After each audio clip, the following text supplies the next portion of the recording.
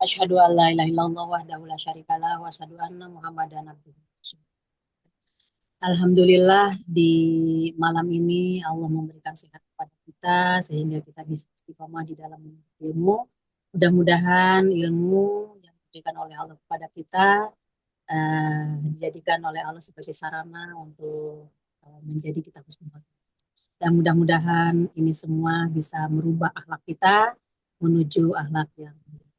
Dan semoga kita mendapatkan ampunan dan amin ya Rabbal Amin. Baik. 36 ya, ada 36 ya. memberikan nafkah kepada para keluarga. Allah Ta'ala berfirman, dan menjadi kewajiban ayah untuk mencukupkan keperluan rezeki, makan, minum, serta pakaian dengan secara baik, sepantasnya kepada ibu yang menyusukan anaknya. Iya, Jelas ya dok. jelas Ustazah. Itu kan kewajiban ayah. Makanya seorang perempuan itu sebenarnya tidak dituntut untuk mencari nafkah. Tapi kan sekarang ini banyak perempuan-perempuan yang karir. Jadi di sini menunjukkan bahwa seandainya si perempuan itu solihah, berarti kekurangan di rumah tangga yang mungkin penghasilan dari seorang ayah itu kurang memadai atau tidak mencukupi, maka hasil daripada si ibu itulah uh, ikut campur di dalam memberikan untuk menutupi kebutuhan rumah tangga. Dan apapun yang dikeluarkan oleh dua belah pihak, baik suami ataupun istri, dimakan sendiri atau dimakan keluarga, semuanya akan diganti oleh Allah dan itu semuanya akan mendapatkan pahala dari Allah, termasuk sedekah. Ustazah, saya pernah mendengar bentuknya makan, minum, pakaian ini sudah barang jadi ataukah belum? Artinya ada yang mengatakan bahwa harus barang jadi seharusnya istri itu tidak dituntut lagi untuk masak. Seperti itu. Ini benar apa enggak? Di dalam Al-Quran kan ini jelas. Wa'alal mauludi, dan kepada seorang ayah, dia memberikan rizki kepada mereka, kepada para perempuan, dan kepada anak-anaknya itu, dan memberikan pakaian. Nah, di sini hanya kalimatnya rizki. Rizki itu kalau berbentuk materi mungkin yang instan tadi, ataupun berbentuk materi yang berbentuk finansial. Monggo, dua-duanya bisa masuk, terserah.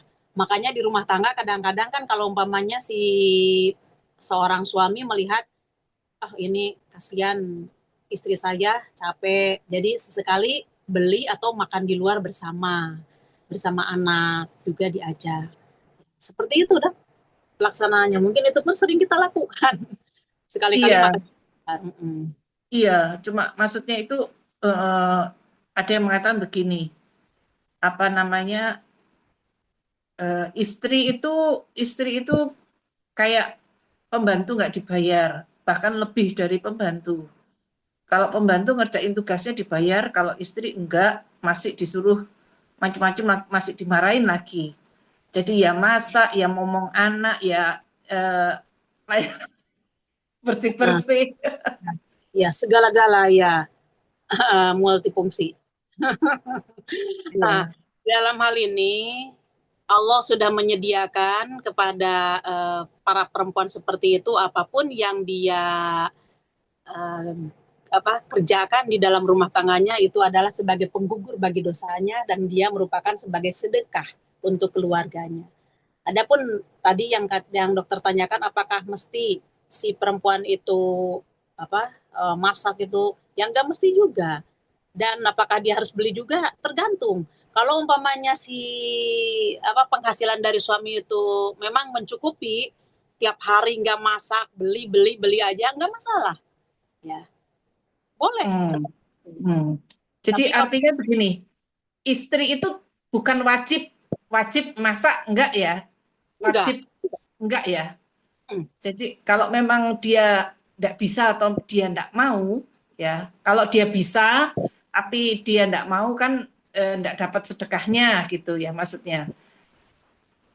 Tidak di beda kan kalau itu wajib, istri itu wajib masak, istri wajib bersihkan rumah, kan tidak wajib ya. tidak. Iya. Jadi apa yang dilakukan istri itu sodakoh semuanya ya. Ya, sebagai amal solehnya untuk istrinya. Karena dia melayani keluarga, baik anak ataupun suami. Iya. Cuman yang wajib itu adalah si istri melayani tidur suami. Kalau itu wajib, Dok. Oh, Cuman itu wajib. yang pertamanya itu. Oh, wajib istri cuma melayani tidur ya. Hmm, iya. Kalau umpamanya dia masalah masak itu tidak wajib. Maka kalau umpamanya capek ya tinggal ngomong, saya tak beli ya hari ini. Atau kita kompromi, ayo kita makan di luar bagaimana. Ya. Oke, Seperti oke, oke, oke. nggak ada penekanan, kamu harus bersih, rumah harus begini. Nggak ada. Ya. Maka dari itu ketika rumah tangga itu di situ ada asistennya dan dibayarkan oleh suami, yaitu alhamdulillah berarti meringankan kerja si istri. Maka ketika si istri diajak untuk bersenang-senang dengan suami, ya insya Allah pres gitu. Dibandingkan dengan istri mengerjakan A, B, C, D dan harus melayani ya mestilah tenaganya itu berbeda dari ketika istri dilayan memiliki asisten. Ya dok, betul apa yang Iya, dikatakan. Ustazah, mungkin ini bagi kami saatnya ya, Ustazah. Kan kami ini punya anak-anak ya, jadi kami sebagai mertua ya, kalau misalkan bukan mertua, calon mertua ya, misalkan ada calon menantu itu, oh jangan milih dia, dia nggak pinter masak, nggak bisa apa itu namanya bersih-bersih, jorok. Itu sebenarnya kata-kata sepanjang itu tidak selayaknya ya Ustazah ya. Karena Tidak layaknya yang layak ya itu kembalikan ke dalam hadis, carilah yang beragama. Jadi kalau si sama. perempuan si laki-laki itu harus mencari perempuan yang beragama. Karena masalahnya kan perempuan itu dicari, walaupun si perempuan itu berhak untuk menolak juga, gitu. Iya, Cuman penekanannya yang beragama, artinya yang paham. Dia sholatnya, agama. dia auratnya, ya enggak disebutkan yang masak yang pinter enggak. Yang Iya Ustazah. Kan ini yang memang problem bagi kami ya. Para orang tua ini kalau cari menantu nanti pilih-pilihnya, oh jangan, oh itu perempuan itu malas, perempuan itu, tapi dia dari segi agama bagus, tetapi apa namanya itu tadi nggak bisa nanti masak, nggak apa bersih-bersih juga malas. Wah ini ya. ya, si perempuan, si calon mantu itu, calon mantu kita ini perempuan. Nah, si perempuan tersebut dia termasuk paham dalam agama, pasti dia Nah, akan akan paham dalam segala urusan. Artinya gini, ya, kebersihan itu adalah sebagian dari iman. Nggak mungkin dia malas bersih-bersih, pasti ya, termotivasi karena ini adalah sebuah ibadah. Kemudian ibadah. masak, ya kita jangan terlalu boros lah, makan di luar terus nggak enak dan biayanya sekian. Ya udah sesekali saya masak. Iya. Gitu. Kemudian kalau untuk umpamanya untuk cuci, sekarang ini kan nggak perlu ke Jadi laundry, tapi kita kan punya punya mesin cuci. Kenapa enggak gitu kan? ada Nah, jadi itu dorong dari dianya pinter agama, paham, insya Allah berbagai aspek iya, akan dia bisa melaksanakannya. Karena nanti kan gini, apapun yang dia lakukan itu, iya. tindakan apa saja, perkataan apa saja, ini adalah sebuah perintah dari Allah. Nah, gitu akhirnya. Saya taatnya kepada suami atas perintah dari Allah. Itu makanya agama pilih. Agama ya Gimana Bu Ustaz. Susi? Insya Allah nanti iya ini betul problem ya Ustazah karena wanita seperti kita ini kan sudah berumur ya, sudah banyak pengalaman dan kita merasa sudah merantau sih berumah tangga lah kira-kira. Kemudian kita bertemu dengan menantu atau calon menantu yang masih muda ya, memang masih muda anak kita kan, dan itu tidak tahu apa-apa. Wah ini betul-betul mental harus di ini ya, Ustazah ya. Ya, kita meremehkan sekali gitu. Biasanya gitu. Anak-anak muda, oh nggak bisa apa-apa. Oh, gitu Ustazah. Makanya saya gini, mohon maaf ya, saya kan punya mantu saya kan perempuan, saya nggak punya anak Ya, perempuan karena anak saya laki-laki. Ini saya punya mantu ya. perempuan. Nah, jadi saya memotivasinya kepada mantu perempuan itu apapun yang kamu lakukan di rumah tangga, baik mengurus anak ataupun mengurus suami, beres-beres rumah semuanya itu adalah merupakan ibadah bagi kamu dan semuanya berpahala. Tidak sedikit Hmm, hmm, pun hmm. satu ranting yang ada di depan kamu kemudian kamu bersihkan itu adalah sebagai ibadah. Kamu Ibadah. keringat, Begitu ya. ukurannya keringat karena untuk melayani kebutuhan di rumah tangga ini, masaknya, nyucinya, insya Allah Hmm, itu adalah menggugurkan dosa bagi kamu. Jadi hmm. kita motivasi. Setelah itu ya diwajibkan oleh saya harus seminggu sekali online gitu, menerjemahkan Al-Quran dan hadisnya terus saya berjalan setiap minggu pagi habis sholat Masya subuh. Allah. Jadi itu loh, Masya Allah. itu. Ya, Maka ketika dia ya. jauh, maupun ada apa-apa juga, jadi gondelannya kepada Allah. Nanti ketika Masya kita fokus kepada Allah di dalam segala urusan, nanti Allah akan menggergetkan hati kepada tetangga-tetangga yang dekat. Jadi nanti kalau umpamanya kita ada kerepotan, ada kita sakit, tetangga itu kan langsung datang. Itu kan atas izin Allah. Makanya kita jangan jauh dari Allah. Ya Allah. Alhamdulillah, insya Allah berjalan seperti itu. Nah kita pun semua harus berjalan seperti itu, Bu Susi. Iya, Insya iya, Allah. iya. Insya Allah, insya Allah. Masya Allah. Iya, terima kasih sharingnya, Ustazah. Iya. Kok dokter Dia bagaimana dok? Iya, Ustazah. Iya, paham Ustazah. Nah lanjut. Iya. Mbak Susi tak baca semua dulu ya, ayat-ayatnya ya. Monggo, monggo.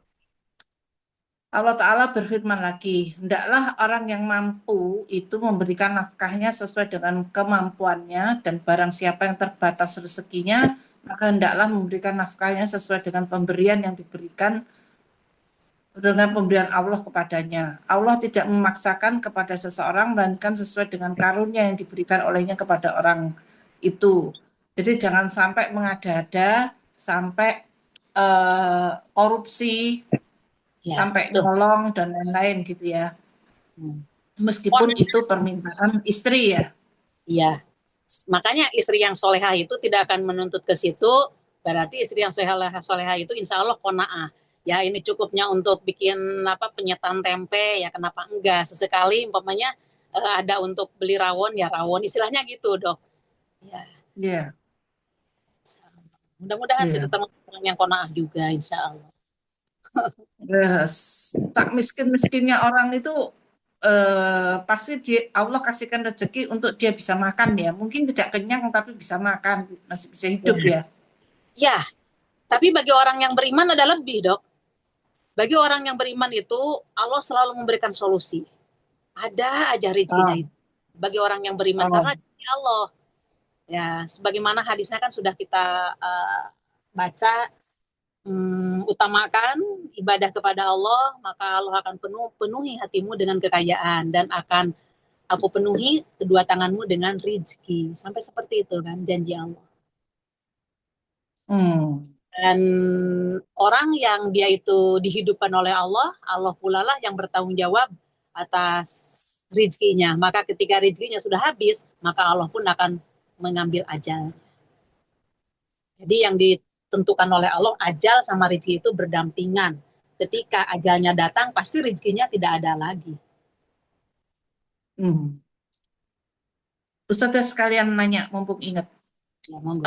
Di adat Jawa itu apa istri itu yang pegang duit. Artinya semua gajinya suami itu diberikan kepada istri untuk dikelola. Hmm. Ada enggak ini aturannya di Al-Quran? Oh, ya itu yang tadi ini ya, Pak. Ini termasuk kalimat ini juga yang barusan dokter baca. Hendaklah orang yang mampu, maksudnya para suami yang mampu memberikan nafkahnya sesuai dengan kemampuannya. Jadi seandainya itu gaji dikasihkan kepada istri, ya kalau si suaminya yang soleh, insya Allah nggak usah dikasihkan semuanya.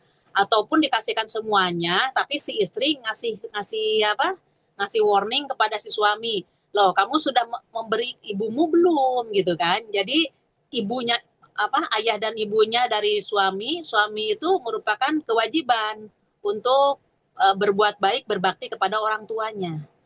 Maka si istri yang soleha mengingatkan, loh ini belum dikasihkan kepada ibu. Kalau umpamanya dia gajinya itu full dipegang istri, maka ini adalah mungkin kan dibagi-bagi tuh untuk ibu sekian, untuk bayar ini sekian, untuk salah terus gitu kan. Seperti itulah. Maka si suami kalau umpamanya dia nggak minta ke istri, kemudian gajinya itu sekian, maka diambil oleh si suaminya itu sekian. Maka nggak perlu ngomong kepada istri, dia tetap harus berbakti kepada ibu bapaknya. Jadi kebutuhan ibu bapak apa saja, maka hendaklah ditopang oleh anaknya, dan itulah merupakan bakti kepada orang tua. Maka disinilah akan bisa terlaksana dengan lancar kalau dua belah pihak paham agama. Karena Arti, oh ya, lanjut Ustazah. kalau tidak paham agama, seandainya si suami tidak mengasihkan gaji keseluruhannya, ada kecurigaan. Kenapa? Kenapa? Dan bahkan mungkin marah-marah. Kemudian si suami kalau dipulkan kepada si istri, nanti si istri kalau diminta lagi, kalau dia tidak paham agama si istrinya, kok udah dikasihkan diminta lagi. Jadi akhirnya bahan percekcokan di rumah tangga. Maka insya Allah dengan agama dua-duanya paham akan terlaksana baik. Gimana dok? Oh, jadi sebetulnya tidak ada wajib atau itu hanya adat saja ya. Jadi Yes. orang yang suami yang tidak memberikan keseluruhan gajinya itu bukan berarti pelit ya. Ya, bukan berarti pelit. Karena memang agama itu sebetulnya tidak detail, tidak tertulis dengan ini wajib memberikan semua gajinya kepada istri untuk dikelola, ya itu tidak ya. Ya tidak, Terserah ini aja ya. orang yang mampu memberikan napkah. Nah itu nafkah itu kan ya relatif. Kalau umpamanya dia penghasilan sekian, ya sekian lah. Penghasilan besar, ya besar lah gitu. Ya, Oke, makna oke. nafkah. Iya, Ya. boleh saya simpulkan, Ustazah?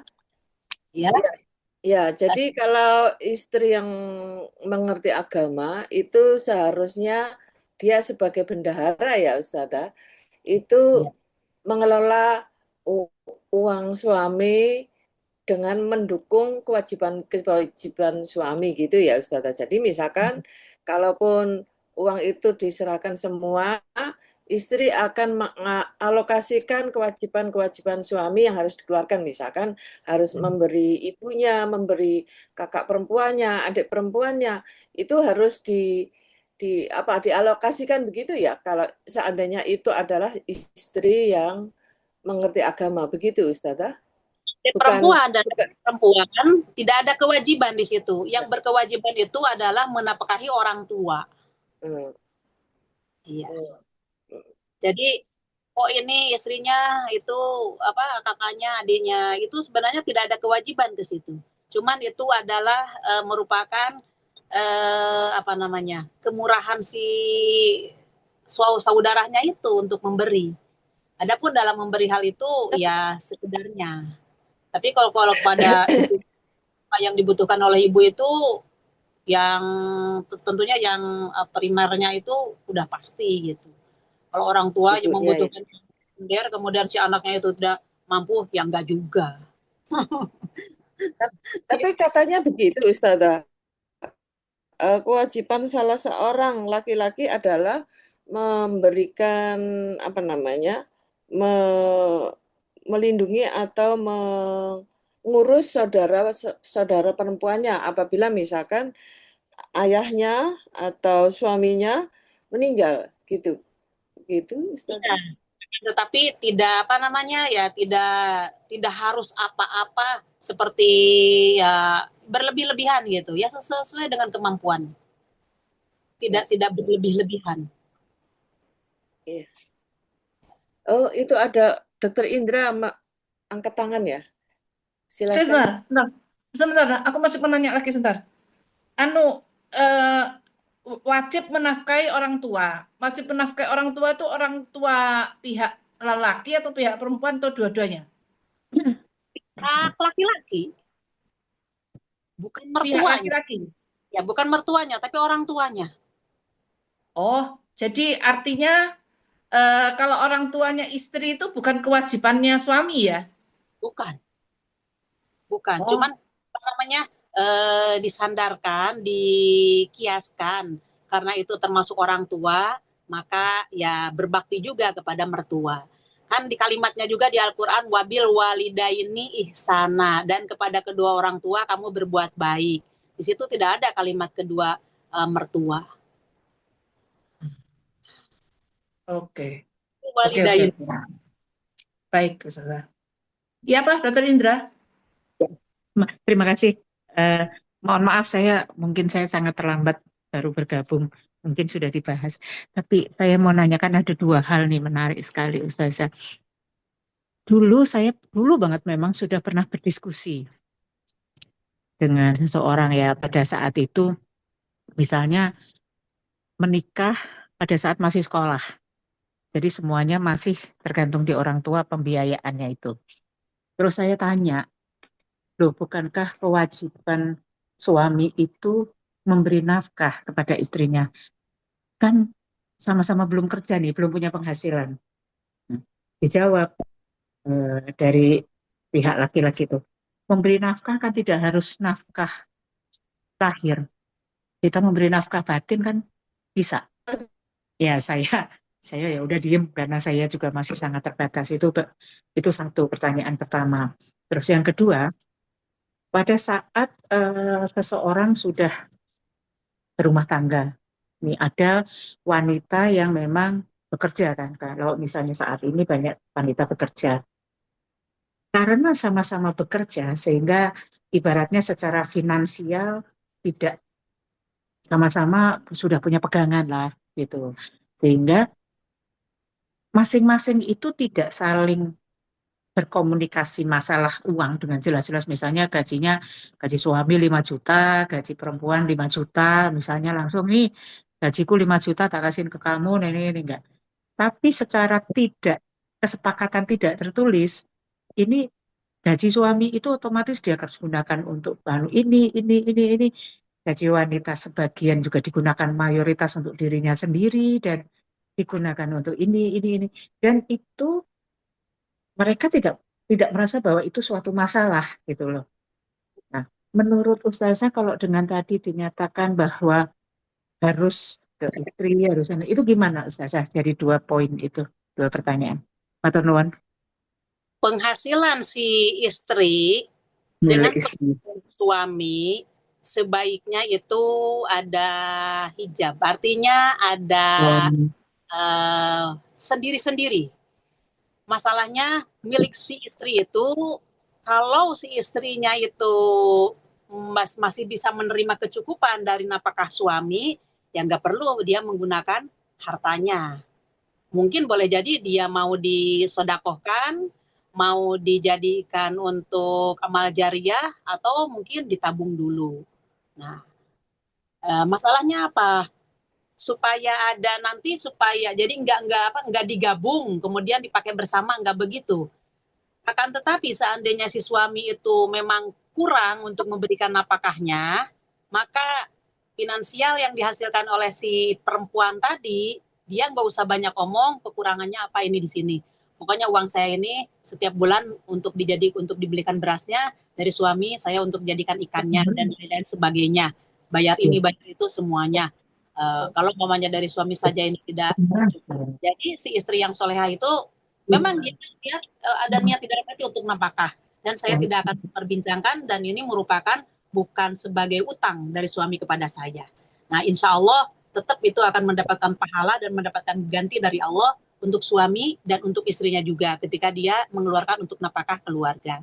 Akan tetapi kalau si suami itu berkecukupan, memberinya bahkan berlebihan, ya hasil dari yang dihasilkan oleh istrinya itu boleh disimpan. Jadi tidak karena perempuan tidak boleh maksudnya tidak ada tuntutan untuk memberikan nafkah. Begitu dokter itu. Jadi meskipun ada tadi kesepakatan tidak tertulis, tapi tetap harus berupaya diucapkan ya. Boleh diucapkan, boleh untuk Nah, transparan. kalau Ya, tidak diucapkan, tapi ya udah, misalnya nih si pihak istri ngerti, oh urusan kontrak rumah itu suami otomatis beresin, listrik kan segala macam itu dia beresin, uang sekolah dia beresin misalnya nih. Tapi memang ya. duitnya tidak diserahkan ke istri, dia yang ngurusin. Nah, Hmm. si istri mungkin oke lah saya yang nyiapin makan tanpa terucap karena dia ya itu tadi suami istri itu akhirnya merasa nggak masalah kayak gitu. Apakah hal seperti itu juga juga sesuai ajaran di Islam Nggak diizinkan ya? baik, nggak baik itu. Oh, Rizquhuna wakiswatuhuna, memberikan rizki, makan, wakiswatuhuna, dan memberikan pakaian, termasuk rumah, termasuk pembayaran fasilitas rumah yang harus dibayar apa. Jadi mohon maaf, ketika suami punya penghasilan 10 juta, nah dihitung memang si suami yang kena kewajiban, bayar listrik, bayar air, semuanya ini gitu kan, perawatan ya kendaraan semuanya full itu si suami. Kemudian untuk beli beras, untuk beli semuanya suami. Ketika itu kurang, nah istri punya penghasilan, baru si istri di situ turun tangan. Jadi nggak begini, hmm. si gaji suami dipegang suami, si gaji istri dipegang istri. Yang nggak begitu berarti si suami nggak ngasih untuk makan kepada si istrinya. Ya kurang baik juga, nggak bisa seperti itu. Oh, paham, paham. Iya, iya, iya. Iya. Terus yang tentang pertanyaan pertama yang tadi, kalau seseorang sudah menikah tapi sebenarnya Ya. belum punya pekerjaan dengan alasan ya kita menghindari zina, menghindari apa ya gitu, gimana dengan kewajiban nafkah Iya. lahirnya? Atas kesepakatan waktu pas nikah itu kan si calon mantu itu belum kerja, pokoknya dua-duanya masih kuliah. Akan tetapi secara syahwat memang tidak bisa dibendung dan melihat gelagat seperti itu si orang tua ya udah kita nikahkan aja dan si calon suami tadi mungkin setelah dia itu kuliah akan bisa bekerja atau selagi kuliah dia bisa sambil kerja. Karena itu seandainya calon suami si suami tadi udah jadi suami, dia paham agama, ini saya punya istri dan ini merupakan kewajiban saya walaupun saya lagi kuliah tetap saya akan bekerja mencari nafkah. Entah dia jualan, entah apa, yang penting punya penghasilan jangan sampai bergantung kepada orang tua saya. Itu lebih baik. Tapi kesepakatan dari orang tua yang nggak apa-apa selama kamu belum kerja, ikut ayah aja, ikut ibu aja untuk makan seperti itu. Ya, Oh, baik.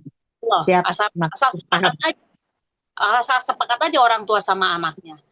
Tapi si Ya. insya Allah kalau laki-lakinya itu paham agama, dia gregetnya enggak, pokoknya ini udah menjadi istri saya dan kewajiban saya. Akhirnya akan ke situ gitu larinya.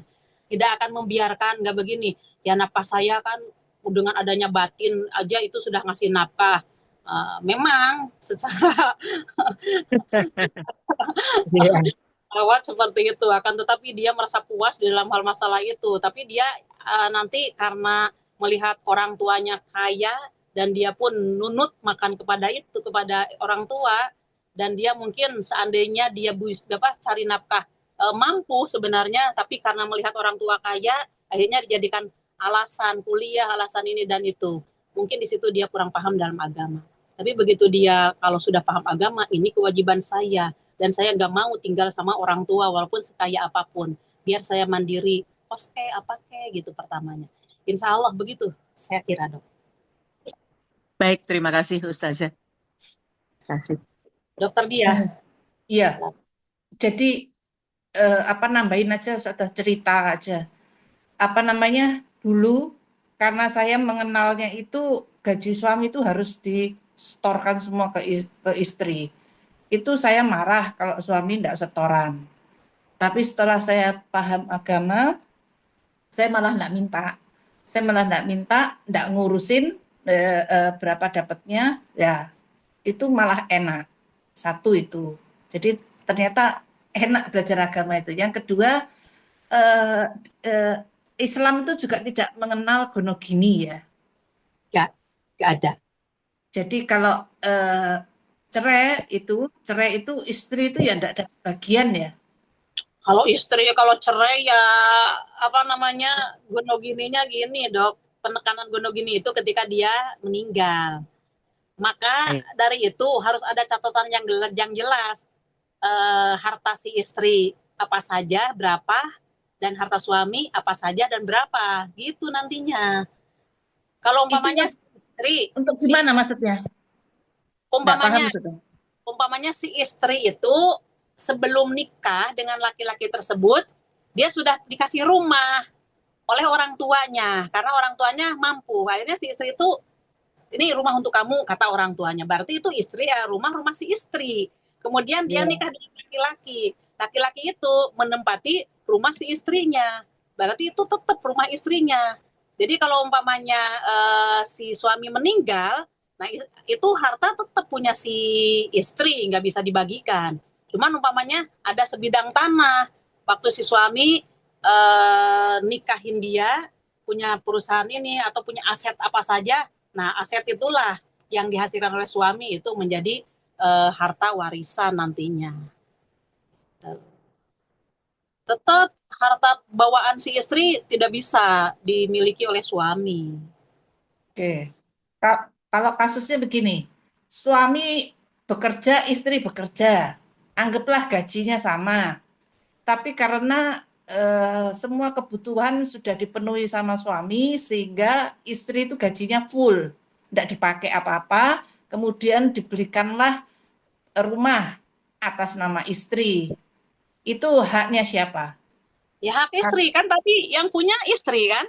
ya itu selama pernikahan, bukan bukan sebelum menikah sudah punya rumah ya. Selama nikah itu tidak menjadi harta gono gini ya.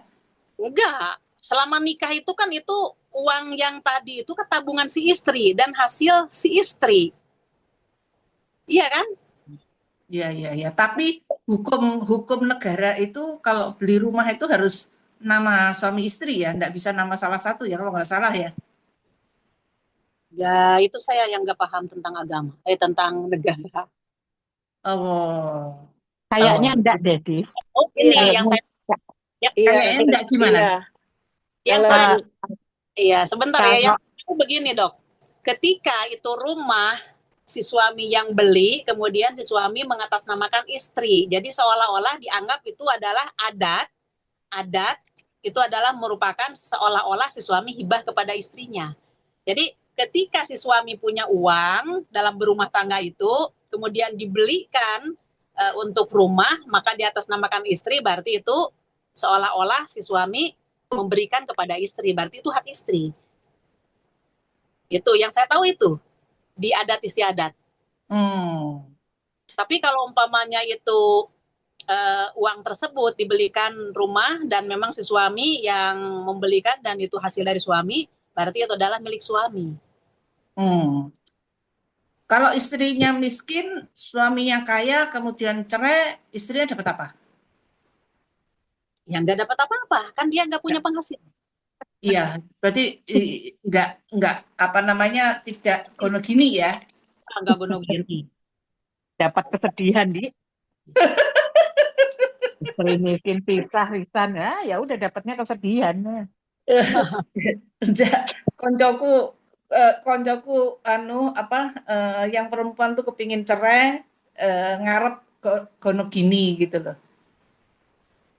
Tapi kalau di Islam ndak anu ya, ndak apa namanya, ndak mengenal itu ya. Nggak mengenal, tapi di Islam itu mengenalnya harta kepemilikan. Umpamanya Iya. gini ya, harta kepemilikan itu. Si suami sudah memberikan nafkah atau umpamanya gajinya dikasihkan kepada si istri full ataupun tidak, maka ini aturkan. Maka sudah diatur itu kan udah beres semua. Setiap bulan si istri itu bisa nabung, kemudian terus dan nabung. Berarti itu kan udah milik istri gitu kan. Nah, Oh, dan tinggal ngomong, ini saya hasil tabungan dari nafkah kemarin gitu kan. Nah, ini saya nabung. Ya udah berarti itu si milik istrinya.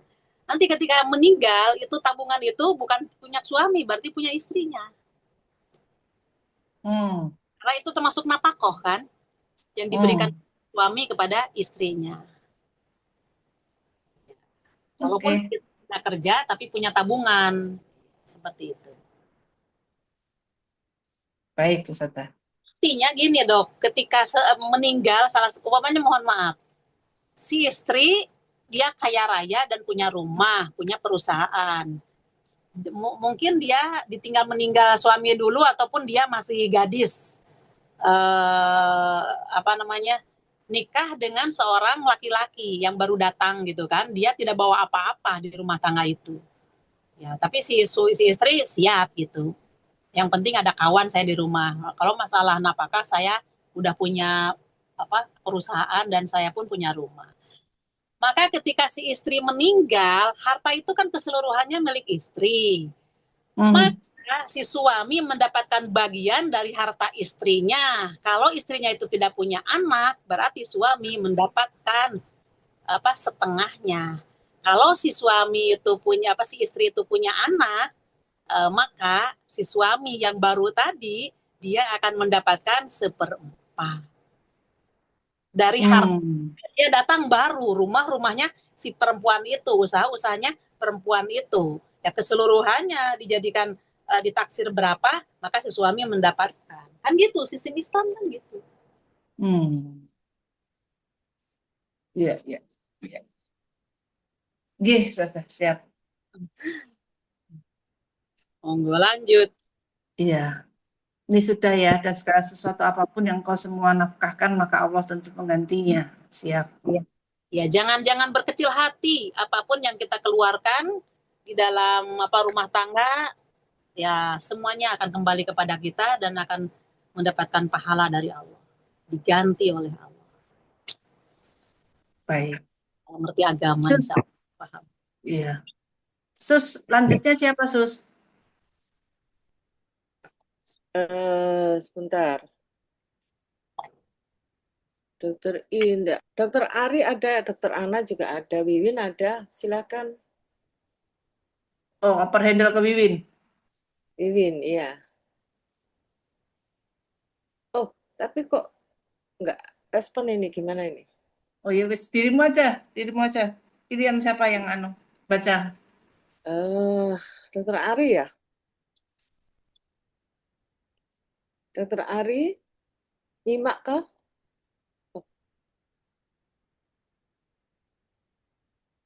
Dokter Wiwin ada? Dokter Wiwin ada, tapi gimana kok nggak respon? Ya wis, wacanan dhisik awakmu Oke. Pikir ya. 290 ya? Dari Dari Abu Hurairah radhiyallahu anhu, katanya Rasulullah Shallallahu Alaihi Wasallam bersabda, sebuah dinar yang engkau belanjakan untuk perjuangan fisabilillah, sebuah dinar yang engkau belanjakan untuk seseorang hamba saya, lalu dapat segera merdeka, sebuah dinar yang engkau sedekahkan kepada seseorang miskin, dan sebuah dinar yang engkau nafkahkan kepada keluargamu, maka yang terbesar pahalanya ialah yang kau nafkahkan kepada keluargamu itu. Nah, paham, Bu Susi. Iya, jadi nafkah yang afdol, yang utama itu kepada keluarga terdekat gitu ya. Maksudnya itu kepada misalkan ini anak ya. Kalau suami kepada istri, maka itu yang malah pahalanya lebih besar ya. Kalau sudah Iya, tercukupi baru kepada yang lain. lain. Gitu-gitu ya Ustaz ya. Nah, makanya seorang laki-laki yang paham agama, ya dia itu akan memenuhi nafkah kepada anak istrinya. Insya Allah. Karena itu adalah lebih besar pahalanya di sisi Allah ketimbang dia amal jariah lain-lain.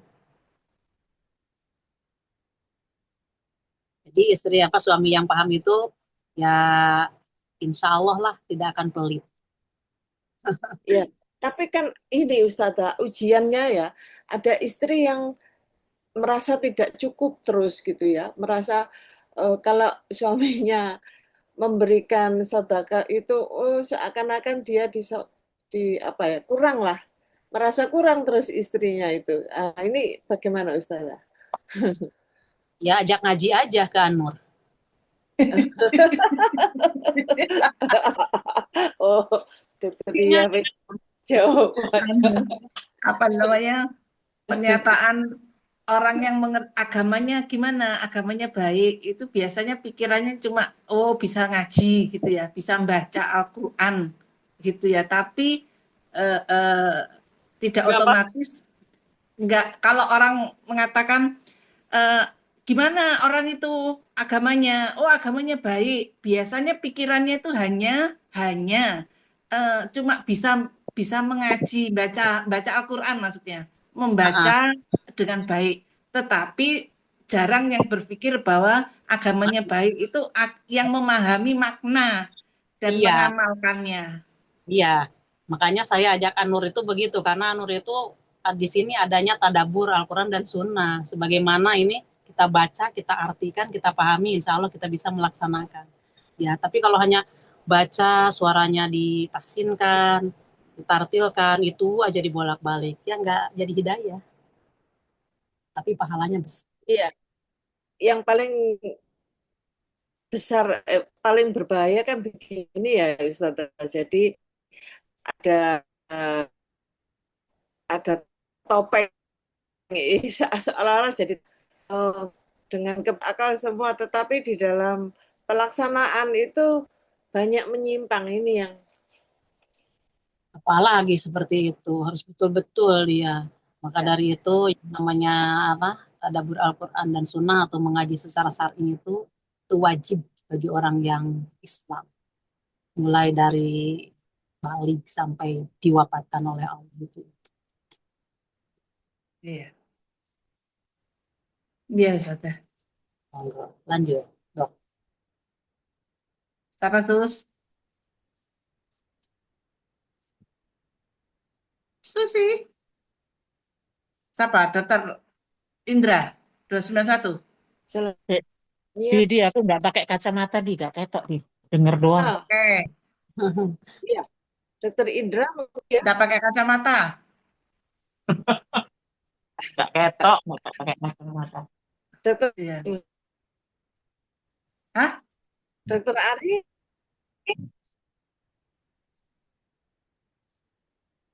Oke, lainnya Bu Uria, yang ada siapa? Yang ada siapa Sus? Lainnya, Ana. Oke, tak baca aja ya. Dari Abu monggo. Abdillah ada yang katakan namanya ialah Abu Abdurrahman, yaitu Sauban bin Bujedud. Yakni hamba saya Rasulullah Shallallahu Alaihi Wasallam, katanya Rasulullah Shallallahu Alaihi Wasallam bersabda, seutama-utama dinar yang dinafkahkan oleh seorang lelaki ialah dinar yang dinafkahkan kepada keluarganya. Oh, sama ini ya. Hmm, Dan juga dinar yang dinafkahkan kepada kendaraannya untuk berjuang fisabilillah, dan pula dinafkahkan kepada sahabat-sahabatnya untuk berjuang fisabilillah pula. ya, Sama ya, sama yang di atas ya, sudah ya. ya, jelas. Lanjut. Dari Ummu Salamah radhiyallahu anha, katanya, saya bertanya, ya Rasulullah, adakah saya dapat memperoleh pahala jikalau saya menafkahi anak-anak Abu Salamah dan saya tidak membiarkan mereka berpisah begini begitu, yakni bercerai-berai ke sana kemari untuk mencari nafkahnya sendiri-sendiri. Sebab hanya saja mereka itu anak-anak saya juga. Karena Abu Salamah adalah suaminya Ummu Salamah. Beliau Shallallahu Alaihi Wasallam menjawab, ya, engkau menoleh pahala dari apa yang engkau nafkahkan kepada anak-anak itu. Oh, ini tadi Ya, ya, kewajiban itu memang ada pada suami, tetapi kalau istri juga ikut menafkahi anak-anaknya sendiri, itu hitungannya adalah sodakoh ya. iya. Termasuk si suami pun di samping kewajiban sedekah juga namanya. Oke, Ada di bawahnya iya. nanti lebih detail lagi. Lanjut dong. Iya.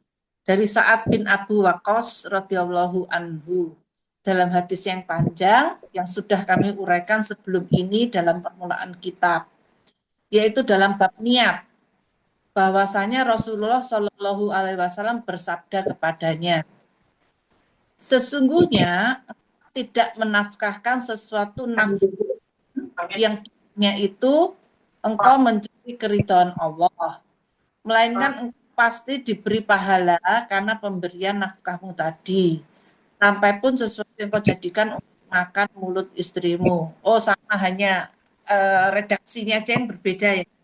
Iya. Iya. Jadi halatok isinya ya. Jadi si suami memberikan apapun untuk istri dan anaknya, semuanya akan menjadi pahala. Iya. Iya. Wajib memang juga berarti sodakoh dua ya. Iya, Kalau istri tidak wajib, tapi wajib sodakohnya iya, gitu ya. pahala. Iya. Lanjut. Terus ada yang bisa yang dipanggil? Dokter Ana mungkin nyimak kah?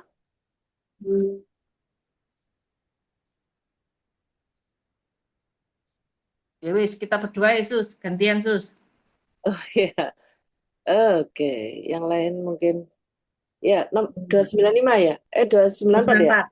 94. Hmm. Dari Mas'ud Al-Badri radhiyallahu anhu dari Nabi Shallallahu alaihi wasallam, sabdanya, jikalau seseorang lelaki memberikan nafkah kepada keluarganya dengan niat mengharapkan keridhaan Allah, maka apa yang dinafkahkan itu adalah sebagai sedekah baginya, yakni mendapatkan pahala seperti orang yang bersedekah. Iya. Iya. Jadi tidak sia-sia. Walaupun Iya. dia dituntut kewajibannya memberi napakah, tapi setelah dia memberikan napakah tersebut, di samping dia menunaikan kewajiban, berarti itu merupakan pahala. Iya. Double itu si para laki-laki itu. Kalau Double dia ya. makanya Rugi enggak, kalau tidak berniat karena Allah. makanya karena Allah ikhlas gitu kan. Dimakan oleh anak dan istrinya, termasuk dimakan oleh mulutnya sendiri dari hasil sendiri, itu penuh sedekah. Di situ maha kayanya Allah ya. Lanjut. Iya. Lanjut. Dia berarti ya. Iya, dari Abdullah bin Amr bin Al-As radhiyallahu anhuma, katanya Rasulullah Shallallahu alaihi wasallam bersabda, cukuplah seseorang menanggung dosa jikalau ia menyia-nyiakan orang yang wajib ditanggung makannya. Oh, jadi karena seorang ayah itu selain sudah wajibnya juga bernilai ini, kalau dia tidak memberikannya maka dosa ya. Iya. Lanjutan sedikit lagi ini tuh masih. Hadis sahih yang diriwayatkan oleh Imam Abu Daud dan lain-lain, dan juga diriwayatkan oleh Imam Muslim dalam sahihnya dengan pengertian sebagaimana di atas itu, yakni sabda Rasulullah Shallallahu Alaihi Wasallam, cukuplah seorang itu menanggung dosa jikalau ia menahan tidak memberikan makan kepada orang menjadi miliknya atau tanggungannya. Oh, Sada, kalau istri punya utang, itu terus tidak bisa bayar, terus yang nanggung itu tetap istri atau menjadi utangnya suami? Makanya ketika si istri mau ngutang, harus ngomong kepada suami. Maka ketika dia itu ngomong kepada suami, ada izin enggak dari suami? Kalau tidak ada izin, ya jangan. Terus solusinya bagaimana gitu. Nah, jadi di rumah tangga itu nggak boleh si istri inisiatif untuk pinjam selama dia tidak punya penghasilan. Tapi kalau umpamanya dia punya penghasilan, si istri tersebut pinjam nggak masalah. Karena dia punya tanggung jawab, nanti kalau aku gajian pasti insya Allah akan aku bayar. Tapi ketika si istri tidak punya penghasilan, tolong dong ngajak kompromi suami. Nanti suami yang akan bertanggung jawab. Itu dong. Tapi kalau nggak ngomong, dia punya kerjaan, terus usahanya bangkrut misalnya, terus jadi ninggalin utang, itu baru ngomong ke suami, itu gimana terus? Iya, ngomong bagaimana loh saya ini punya usaha ini, ternyata kan saya ini bangkrut tapi saya punya utang. Itu bagaimana bisa nggak Anda bantu saya gitu. Ya tinggal ngomong seperti itu, minta minta tolong kepada suami, boleh boleh. Ya. Oh, tapi Sesuai, kalau suami tidak memberikan, meskipun ada gitu, itu bukan kewajiban ya? ya sebaiknya kan kalimatnya kembali ke dalam rujukan Al-Qur'an. Suami itu adalah pakaian untuk si istri, istri pun pakaian untuk suami. Maka utang itu merupakan aurat, nama baik dari keluarga. Maka seandainya si suami tadi paham agama, tidak akan membiarkan istrinya memiliki hutang. Ya udah, aku bantu. Nah, ketika dia membantu dan mengeluarkan pembayaran utang untuk si istrinya tadi, dia niatkan karena Allah, Allah akan memberikan ganti kepada si suami yang paham tadi. Dan ketika itu ya suami memberikan kelonggaran kepada si istri yang tadinya bingung jadi tidak bingung. Nah, itu adalah kebahagiaan juga untuk si suaminya. Ya, dua-duanya harus paham agama, dok. Makanya ketika paham agama, si suami tidak akan ngeyel. Ya udah, itu kan ada uang, masukin aja gitu. Nggak usah diungkit-ungkit lagi, karena kalau diungkit-ungkit nanti pahalanya tidak ada. Hmm. Hmm. Demikian kalau anak anak yang sudah bekerja kemudian punya punya keluarga sendiri terus punya utang karena usahanya bangkrut, eh, eh, itu pasalnya apalagi Ustaz ya? Kalau ke istri kan pakaian, tapi kalau anak bagaimana? Oh, anu ya, apa namanya, menutup hutang itu apa ya? Pahala apa gimana? Bukan pahala, ya pasti pahala, tapi apa bunyinya? Hadisnya itu kok lupa saya. Bukan hadisnya, itu di dalam Quran, di dalam Quran surat At-Taubah ayat 60.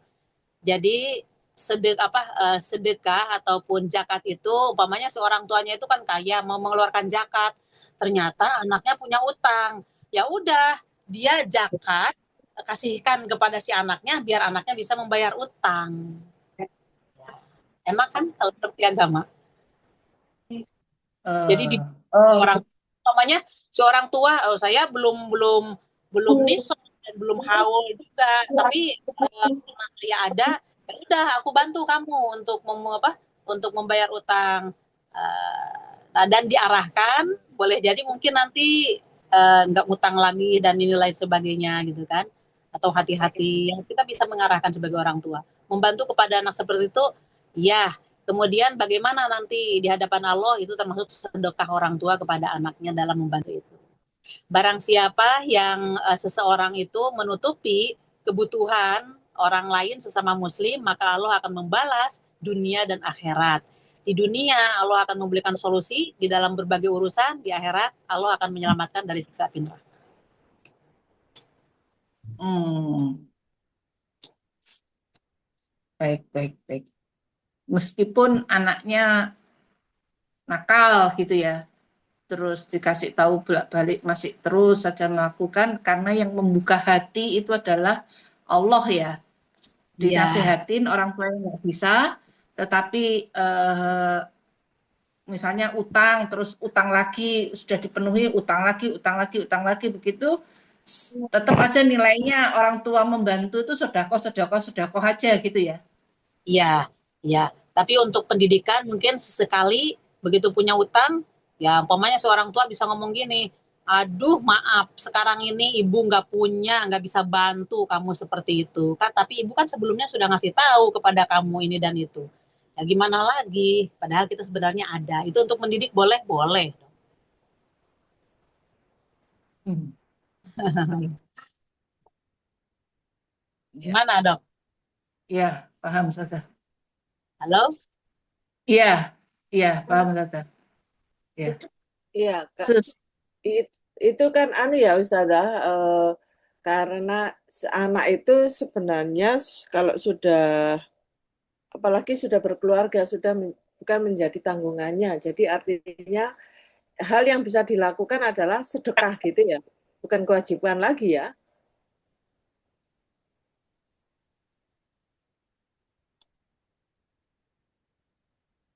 Ustazah Kok anu ya, hilang.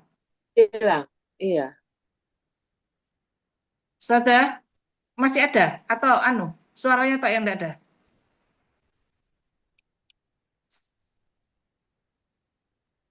Apa? Loh, kok nelpon ini Ustazah? Oh iya, iya. Tuh, coba telepon.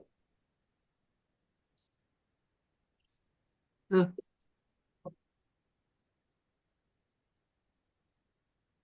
Iya.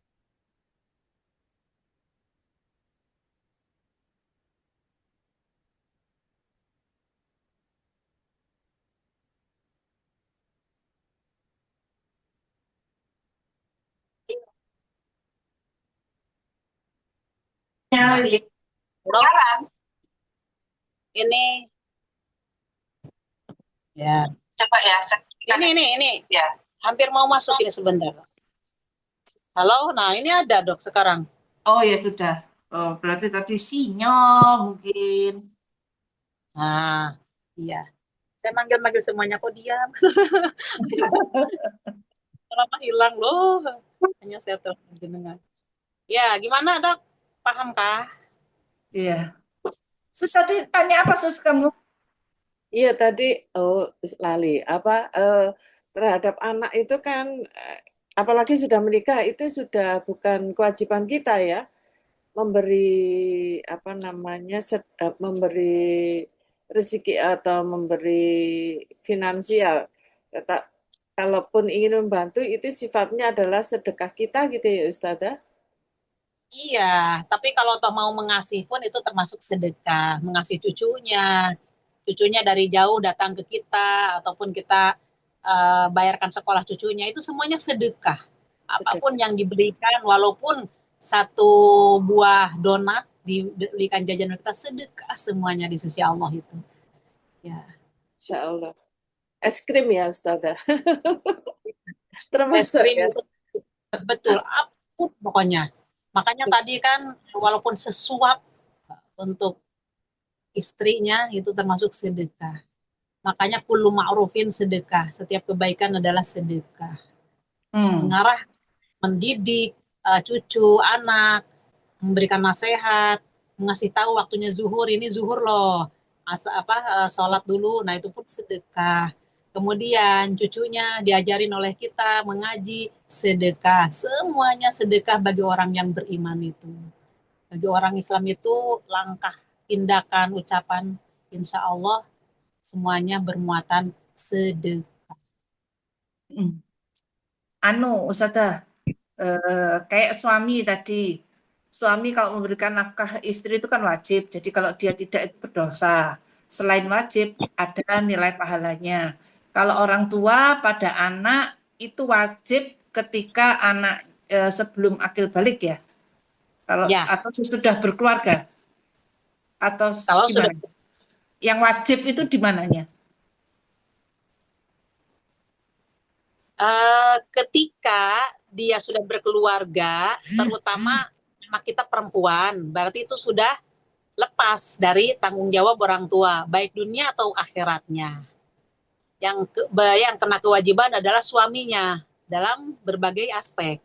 Akan tetapi kita terikat oleh watawasobi sobri watawasobil sobri watawasobil apa watawasobil haki watawasobi sobitu. Nah itu kita memberikan nasihat seandainya mereka ada percekcokan dan ada yang tidak sesuai dengan aturan Allah, maka kita mengarahkannya. Walaupun kita tidak diminta oleh anak kita, kemudian kita inisiatif untuk Untuk memberi, itu semuanya sedekah. Hmm. Tidak, Yang tidak kena ke. iya, jadi yang wajib itu hanya batasannya itu hanya ini ya, sebelum akil balik ya. Iya. Dan sebelum mungkin dia sudah balik, tapi dia belum punya penghasilan. Sementara si orang tua ini mampu, maka dia masih ikut makan ke kita. Dia umpamanya baru selesai kuliah tapi belum punya kerjaan, makan di kita. Nah, apapun yang dimakan oleh anak kita itu sebagai sedekah juga. Ya, mulai dari Anu, dia lahir kita nenenin sampai dia dewasa masih ikut makan ke kita, itu sedekah kita full untuk anak kita. ya, yang dosa itu yang dosa itu cuma sampai batasnya tadi itu ya. Kalau sedekah oke lah semuanya sedekah, tapi yang wajib dosa batasnya itu yang itu ya akil balik ya Ustazah ya. Artinya kalau sebelum akil balik tidak memberikan itu dosa. Tapi kalau sudah akil balik tidak memberikan itu tidak dosa. Tapi kalau memberikan itu sedekah gitu maksud saya. Oh, karena itu merupakan amanah dari Allah ya. Hmm. Amanah dari Allah, dia akil balik berarti masih tanggungan orang tua. Ya. Kemudian walaupun dia belum akil balik, tapi orang tua itu memberi, di samping orang tua melaksanakan amanah, juga apapun yang diterima oleh si anaknya dalam berbagai aspek itu termasuk sedekah juga, double dong. Tetap double pahalanya. Iya, Ya. Ustaz.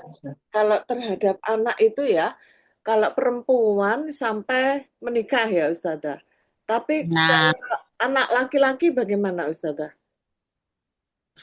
ya kalau anak laki-laki dia kalau dia sudah mampu untuk mencari nafkah, nah itu kita sebagai orang tua bahkan si anak laki-laki itu malah punya kewajiban untuk berbakti kepada orang tua. Mungkin dia membantu bayarkan ini, bayarkan itu, atau memang memberi uangnya. Nah, ini aku gajian nih, ini untuk ibu gitu, ini untuk mama gitu kan. Ya, alhamdulillah. Ya begitu Bu Susi. Iya, artinya sejak kapan seorang anak laki-laki itu mempunyai kewajiban terhadap dirinya sendiri, bahkan terhadap orang tuanya untuk menghidupi atau bertanggung jawab. Berbakti ya. Bentuk berbakti ya. Ya. Selama itu sampai diwafatkan oleh Allah batasannya. Hmm. Cuma nanti mungkin fluktuatif ya dalam hal itu. Lihat orang tuanya kan kaya, orang tuanya kan mampu gitu kan. Bagaimana seandainya si anak laki-laki ini tidak ngasih kepada orang tuanya. Ya orang tuanya jangan tersinggung, jangan nuntut anak itu harus memberi, nggak perlu. Mungkin dia keperluan ada untuk anaknya, untuk istrinya gitu kan. Itu pun tidak selalu gitu. Cuman berbakti kepada orang tua itu nggak mesti harus harus dikasih orang tua, apalagi orang tuanya mampu, nggak perlu. Ya, paling nggak bantuan perhatian ya Ustazah. Ya, jangan jangan tidak silaturahmi kepada orang tua gitu, jauh ya paling ya telepon. Tapi kadang-kadang orang tua sendiri yang telepon kepada anaknya. Ya, Baik. monggo, Lanjut ya dokter Ustazah. dia. 296 dari Abu Hurairah radhiyallahu anhu bahwasanya Nabi Shallallahu alaihi wasallam bersabda, tiada suatu hari pun yang semua hamba Allah berpagi-pagi pada hari itu melainkan ada dua malaikat yang turun ke bumi. Yang satu berkata, ya Allah, berikanlah kepada orang yang memberikan nafkah akan gantinya. Sedang yang lain yang berkata, ya Allah, berikanlah kepada orang yang menahan hartanya dan enggan menafkahkan akan kerusakan, menjadi habis sama sekali. Paham, Dok? Oh iya iya iya. Jadi malaikat itu ya yang doain orang yang medit ya. Dengan kehancuran. Iya, tak kirain cuma doakan yang baik aja. Untuk orang yang jelek dicuekin. Oh enggak ya, ternyata ya di ini kan. Ini yang dijadikan oleh orang-orang sebagai sedekah subuh. Memakainya dalil ini, padahal dalil ini adalah umum. Selama dia hari itu dan malamnya juga bersedekah tetap didoakan oleh malaikat. Cuman di sini disebutkan awalnya malaikat mendoakan, mendampingi seseorang itu bangun dari tidurnya. Ya ditandai dengan subuh, atau dia begitu sholat subuh, kan seorang yang muslim itu udah pasti punya kewajiban sholat. Maka begitu dia bangkit dari bangunnya sholat subuh, di situ malaikat sudah standby mendoakan orang tersebut gitu. Maka ketika si suami kan mencari nafkah, kemudian nafkah yang dipegang oleh si istrinya masak, kemudian habis masak sarapan bersama, kan itu termasuk sedekah. Maka itu pun dapat doa dari malaikat. Dan insya Allah setiap hari kita bersedekah. Iya. Hmm.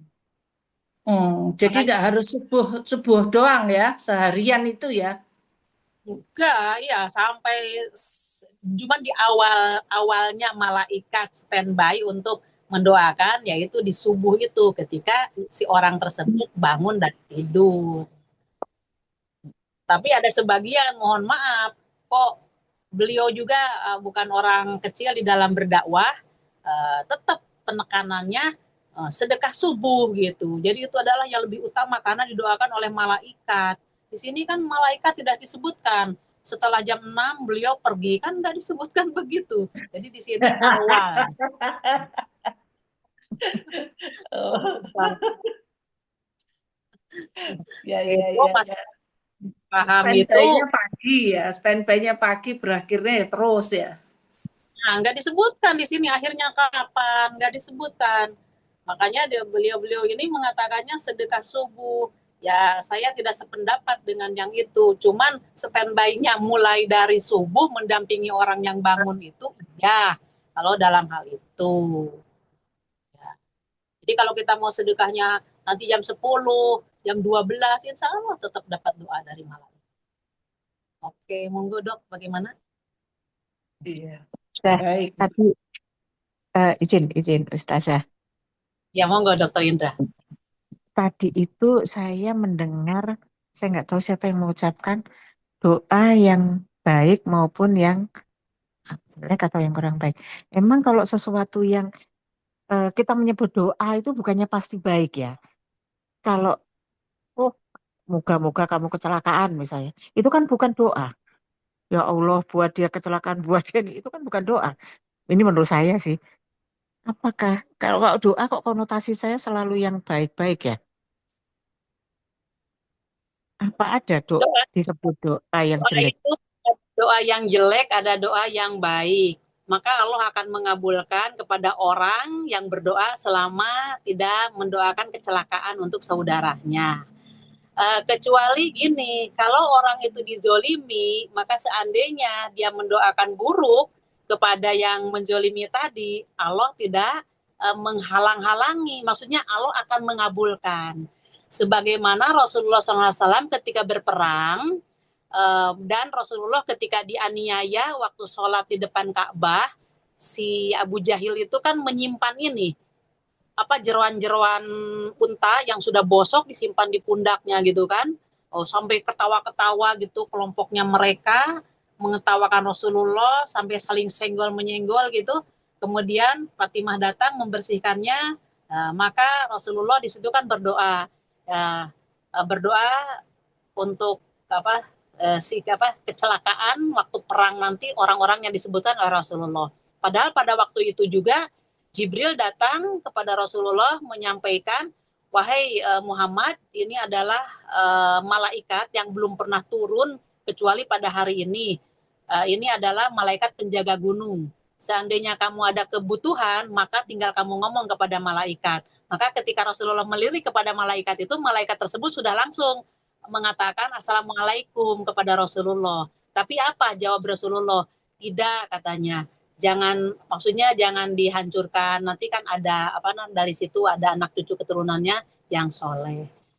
Jadi di sini menunjukkan Rasulullah ketika dianiaya oleh musuhnya berdoa kepada Allah untuk kehancuran, ternyata kan doa Rasulullah. Maka mereka-mereka yang berdosa untuk menganiaya Rasulullah dikabulkan oleh Allah.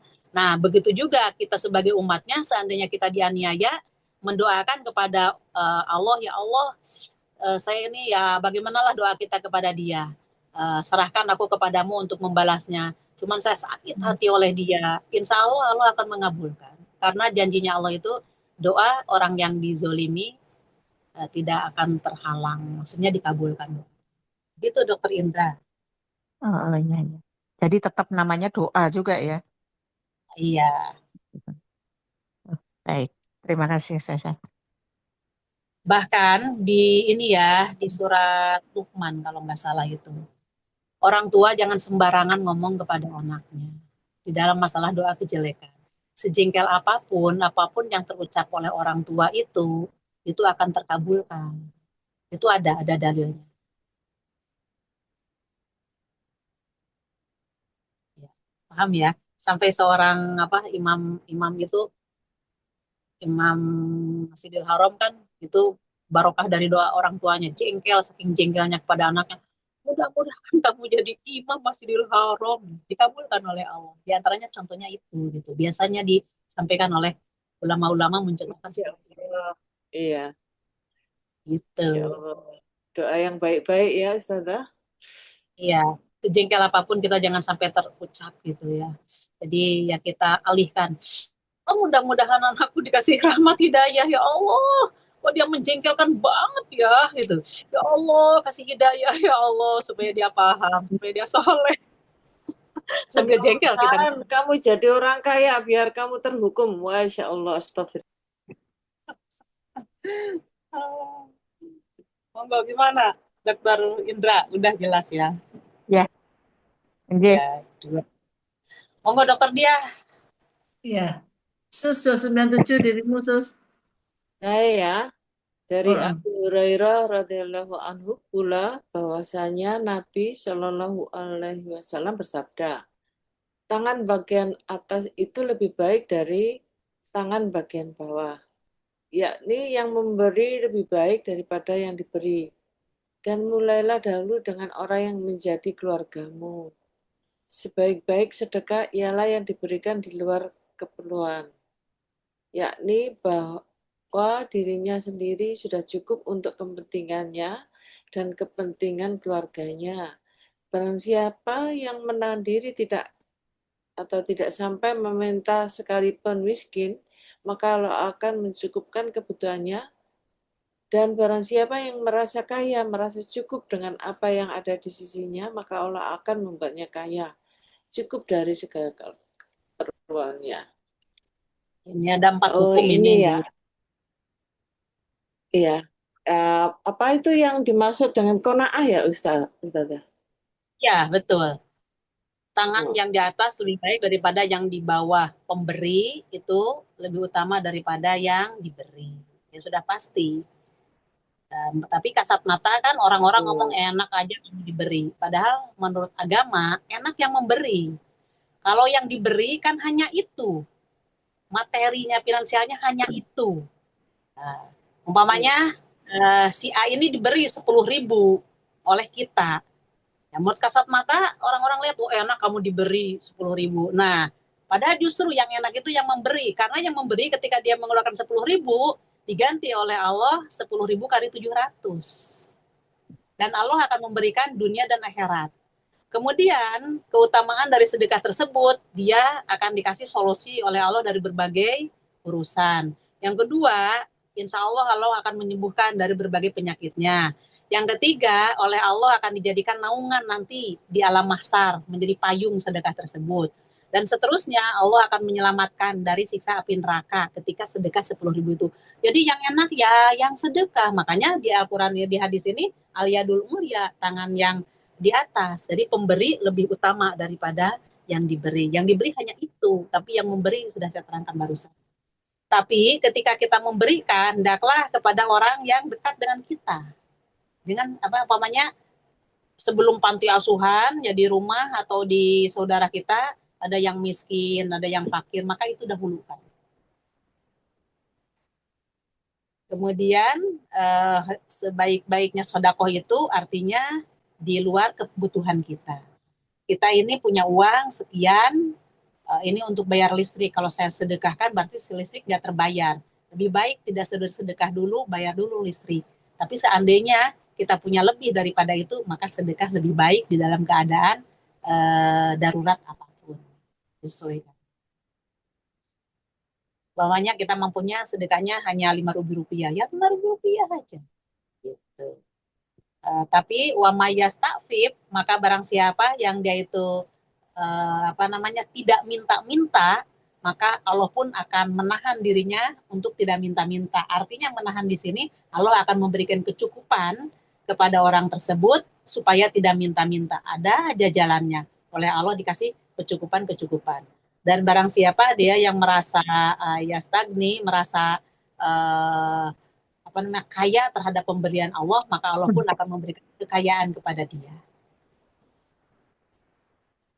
Inilah ketika kita memahami apa yang disabdakan Rasulullah, kembalinya untuk kita. Bagaimana, Dokter Dia? Di dongeng-dongeng zaman dulu itu ada istilah persembahan rakyat kepada raja. Itu kan kalau istilahnya sekarang itu pajak ya. Harusnya itu kan pajak.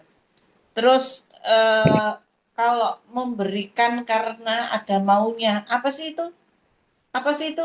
Ngasih kepada pejabat itu apa yang enggak boleh itu apa? Gratifikasi. Gratifikasi. Nah, kalau gratifikasi itu tidak termasuk ini ya, sedekah ya. Tidak termasuk itu karena mungkin ada memang peraturan, mengikuti peraturan, sama dengan perpajakan juga, Dok. Enggak, Persembahan maksudnya gratifikasi itu kan tujuannya untuk dapat sesuatu, memberi untuk dapat sesuatu. Itu tidak termasuk yang ini ya, yang tidak termasuk hadis ini ya, Ustaz ya. Jadi tidak dapat pahalanya ya. Termasuknya ke dalam kalimat ini, ar-rosi wal murtasi finar. Yang menyogok dan yang disogok adalah di dalam neraka. Termasuknya ke situ saya kira. Dengan gratifikasi. Iya. Nek sedekah itu kan keikhlasan, Di. Gratifikasi itu kan sebenarnya nggak ikhlas. Iya. Ada unsur itu yang diinginkan. Ada unsur itu. Iya. Nek kuncinya diapa-apain gratifikasi itu nggak adalah orang yang ikhlas. Iya. Ada. Karena ada sesuatu. Nantinya kalau sesuatunya itu tidak didapat, bahkan ngomelnya minta ampun. Dongkol. Sebagaimana ada seseorang waktu itu kan dia mencalonkan, akhirnya mensedekahkan tempat karpet di masjid. Begitu dia tidak dapat, maka karpetnya diambil lagi dan marah-marah. Pernah kejadian seperti itu. Berarti itu kan jauh. Ya begitu, Dok. Nah, ini kata seperti ini ya. Saya punya tukang-tukang. Ya, tukang itu kan dibayar sudah sesuai dengan aturan ya. Lalu kita supaya mereka itu semangat, senang, ya kita buatkan minuman, apa itu cemilan gitu biar senang ya. Itu kan juga gratifikasi ya.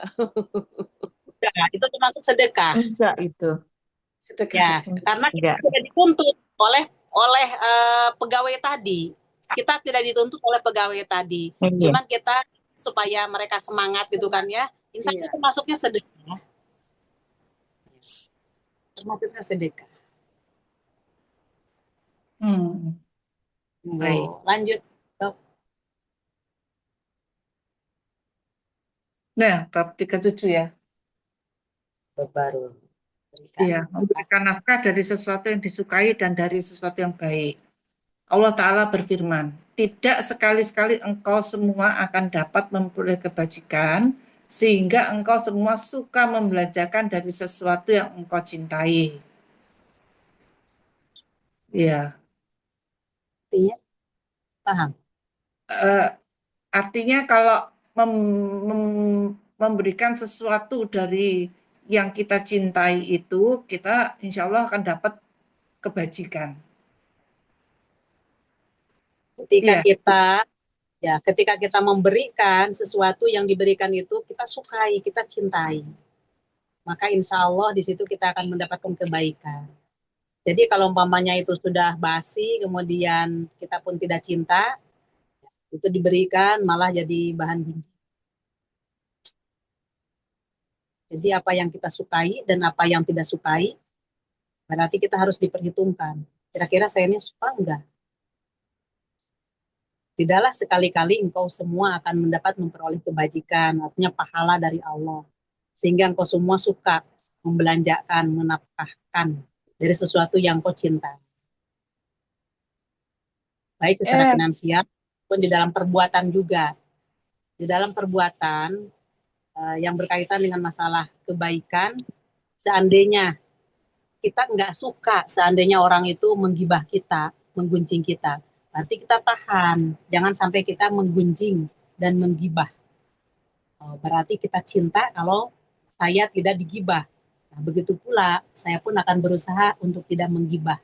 Di situ itu merupakan kebaikan bagi kita. Dan semua kebaikan adalah sedikit. Sampai ke situ luas ini. Berbagai aspek. Ustazah, Ramadan Ya. kemarin itu makanan tuh berlebih di tempat saya tuh makanan tuh berlebih. Cuman Hmm. apa karena nafsu makan kurang gitu loh. Pesennya udah seperti biasa tapi nafsu makan kurang, jadinya ada sisa-sisa begitu. Lah, makin lama kulkas tuh penuh. Lah, sisanya ini kalau dibuang itu sayang, kalau dikasihkan itu enggak pantas karena sisa, karena sudah berapa hari, kalau memberikan itu kan yang baru dibagi dulu, dikasihkan, baru dimakan toh, kan begitu toh. Nah, terus apa yang Sebaiknya, harus dilakukan dengan yang makanan kayak gini nih? nah ketika dokter nyimpen di kulkas, itu kan sebenarnya mohon maaf, masih layak nggak kita makan? Masih. Nah, kalau masih ngomong aja kepada mustahiknya, kepada orangnya, kepada siapa umpamanya di situ ada tukang sapu apa siapa apa satpam, aku punya makanan di kulkas tapi sudah sekian tapi masih enak gitu, menurut aku masih enak, kalau aku kasihkan kamu mau enggak gitu, jadi ini tidak fresh tapi ini di kulkas, oh enggak apa-apa mau ya, kalau dia sudah transaksi dengan kita seperti itu boleh dong, diomongin dulu. Hmm. Hmm. Lah, oh berarti kalau mau ngasihkan seperti itu ya harus diomongkan ya. Kalau umpamanya khawatir gitu kan, ini sudah ada 3 hari, tapi ini saya masih layak, tapi saya istilahnya wareg lah makanan ini gitu, bosen gitu, tapi masih layak gitu, boleh kasih tahu aja. Ini saya punya di kulkas, mau nggak kira-kira kalau dikasihkan? Oh iya nggak apa-apa, nanti saya panasin. Gitu. Suka gitu. Iya, iya, iya paham Ustazah. Allah Ta'ala Lanjut. berfirman pula, hai sekalian orang-orang yang beriman, nafkahkanlah sebagian yang baik-baik dari apa-apa yang engkau semua usahakan dan dari apa-apa yang kami keluarkan dari bumi, dan janganlah engkau semua sengaja memilihkan yang buruk-buruk di antara yang engkau semua nafkahkan itu. Ya yang sudah nggak layak. Atau begini, kalau pisang itu kan apa ya? Ada yang paling ujungnya yang jeleknya itu ya. Walaupun itu fresh tapi kan paling jelek paling bawah itu kecil-kecil. Ya jangan seperti itu, lebih baik yang paling atas kan itu ada satu sisir, maka dari satu sisir itu kita ambil dua, maka dikasihkan itu dua, itu lebih bermanfaat daripada kita ngasihkan yang kecil-kecil yang tidak ada isinya, bahkan kadang-kadang kan di situ tidak manis. Hmm. Ya, Media Ustazah. yang di bumi itu maksudnya yang dihasilkan dari bumi, yang kami keluarkan bagi kalian dari bumi itu maksudnya hasil pertanian. Jadi jangan dicari-cari yang jelek-jeleknya baru dikasihkan. Biasanya kan suka gini, oh ini rambutan udah dimakan oleh semuanya, ini ada sisanya, kasihkan ibu, kasihkan nenek, nggak boleh gitu. Sisa seperti itu. Kemudian yang awal tadi, wahai orang-orang yang beriman, nafkahkankah dari yang baik-baik, yaitu yang baik-baik itu ya insya Allah yang sih layak kita pakai, kita makan, insya Allah seperti itu. Tapi begitu dia kita masak dan itu masih fresh, Gak usah mau enggak saya ini enggak, langsung aja dikasihkan, insya Allah orang itu suka. Sudah jelas Ya, ya. Lanjut. sus 298 sus dirimu sus. 298 ya. Mm-mm. Dari Anas radhiyallahu anhu katanya Abu Tolhah adalah seorang dari golongan kaum Ansor di Madinah yang terbanyak hartanya. Terdiri dari kebun kurma. Di antara harta-hartanya itu yang paling dicintai olehnya ialah kebun kurma Bairuha. Kebun ini letaknya menghadap Nabi Masjid Nabawi di Madinah. Rasulullah Shallallahu Alaihi Wasallam suka memasukinya dan minum dari airnya yang nyaman. Anas berkata, ketika ayat ini turun, yakni yang artinya engkau semua tidak akan memperoleh kebajikan sehingga engkau semua suka menafkahkan dari sesuatu yang engkau semua cintai. Maka Abu Talha berdiri menuju tempat Rasulullah Sallallahu Alaihi Wasallam lalu berkata, Ya Rasulullah, sungguhnya Allah Ta'ala berfirman, artinya Artinya itu. ya, artinya sebagaimana di atas, padahal hartaku yang paling saya cintai ialah kebun kurma Bairuha. Maka sesungguhnya kebun itu saya dekakan untuk kepentingan agama Allah Ta'ala. Saya mengharapkan kebajikannya serta sebagai simpanan di akhirat di sisi Allah. Maka dari itu, gunakanlah kebun itu ya Rasulullah, sebagaimana yang Allah memberitahukan kepada Tuhan. Kemudian Rasulullah Shallallahu Alaihi Wasallam bersabda, aduh, yang sedemikian itu adalah merupakan harta yang banyak keuntungannya, berlipat ganda pahalanya bagi yang bersedekah. Yang sedemikian itu adalah merupakan harta yang banyak keuntungannya. Saya telah mendengar apa yang kau ucapkan dan sesungguhnya saya berbuat supaya kebun itu engkau berikan kepada kaum keluargamu sebagai sedekah. Abu Thalab berkata, saya akan melaksanakan itu ya Rasulullah. Selanjutnya, Abu Talha membagi-bagikan kebun Bairuha itu kepada keluarga serta anak permamannya. Oh, Ya, iya, tidak tanggung ya iya, keimanan para sahabat itu, beliau memiliki harta dan dia itu harta yang paling dicintai adalah di daerah tadi. Maka Rasulullah pun di situ pernah minum airnya dan memang ada buah-buahan kurmanya dan yang paling dia cintai adalah tanah kebun itu. Maka langsung kepada Rasulullah, ya Rasulullah, ayat itu turun kepada Anda dan kata Allah itu tidak akan kamu mendapatkan kebaikan sehingga kamu mengimpakan apa yang aku cintai. Nah inilah tanah yang paling aku cintai adalah di Bairuha ini. Silahkan Anda gunakan. Maka Rasulullah tidak serta merta langsung diterima oleh Rasulullah, tapi Rasulullah, aduh, ini adalah merupakan keberuntungan bagi yang bersedekah seperti ini, dilipat gandakan oleh Allah. Maka Rasulullah menyuruh, hendaklah ini bagikan kepada saudara-saudara Anda yang memerlukan. Akhirnya beliau ini langsung, ya saya akan bagikan. Akhirnya dibagikan kepada anak-anak dari pamannya. Berarti ya keponakan-keponakan. Sampai seperti itu keimanan orang-orang terdahulu. Kalau sekarang dikasih iya. ya, namanya, oh yang paling saya cintai adalah di antara harta ini adalah kendaraan ini, baru beli lagi. Bisa nggak mengikuti sahabat seperti ini? Nggak mungkin lah ya. Masya Allah. Iya, Begini. Baik. Masya Yang Allah. ini yang dikasih Rasulullah jelas amanah dan Rasulullah pun menolak. Kalau sekarang itu selain ya memang sulit, yang dikasih itu juga belum tentu amanah. Iya kan Ustazah? Ya, masalahnya gini, dikasihkan bagaimana, betul, nggak mungkin boleh jadi mungkin jadi milik dirinya sendiri ya. Iya. Padahal digunakan, silahkan bagaimana ini sebaiknya untuk yayasan, untuk apa. Ya sulit. Ya seperti itulah pemahaman keimanan sahabat dengan kita. Masya Allah. Iya Kenapa sudah. Rasulullah menyarankan kepada saudara-saudaranya? Karena tadi juga kan ketika engkau bersedekah, maka utamakanlah saudara-saudara kamu yang fakir dan miskin itu. Maka Rasulullah mengarahkan, kamu kan punya saudara, silakan dia dibagikan kepada saudara yang tidak punya, yang membutuhkan. Bagaimana, Dok? Iya. Jelas ya. Tapi dengan adanya keterangan-keterangan seperti ini, mudah-mudahan Allah memberikan kelonggaran ke dalam hati kita, apapun yang kita cintai, insya Allah paling tidak kan kita bisa bersedekah finansial. Umpamanya ada saudara yang tidak punya kendaraan, saudara yang memerlukan pendidikan, mungkin kita bisa membantu dalam hal itu, insya Allah.